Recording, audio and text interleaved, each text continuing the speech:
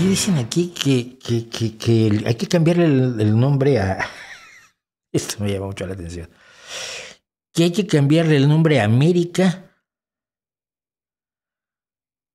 para usar el nombre Abya Yala de la lengua cuna. No sé cuál es la lengua cuna, pero ¿por qué la lengua cuna y no decir que es Tlaltipactli, que es como se le decía al mundo en náhuatl? Tlaltipactli. ¿Por qué favorecer a la lengua cuna y no al náhuatl? O alguno de los dialectos mayas, o alguna del zapoteca, al mixteco, al seri, a cualquiera de los 56 grupos etnolingüísticos mexicanos, sin contar todos los que hay en el resto de América Latina. Ninguno de los cuales tenía el concepto de continente.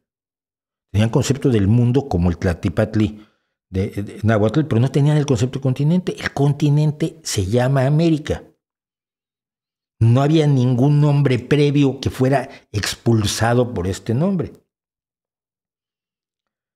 Cuando se definió que esto era un continente independiente, que no eran las Indias, y que el mundo no se reducía al altiplano mesoamericano, que no se reducía al altiplano incaico, o que no se reducía a la selva amazónica, sino que era parte de un mundo y jugaba, y en él era un continente, se le puso el nombre de América.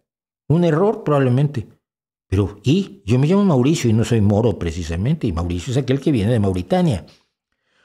Los nombres denotan, no siempre definen, y esto hay que tenerlo muy, muy presente. Pero me parece totalmente, o sea, de veras ocuparse de ese tipo de cosas es absurdo.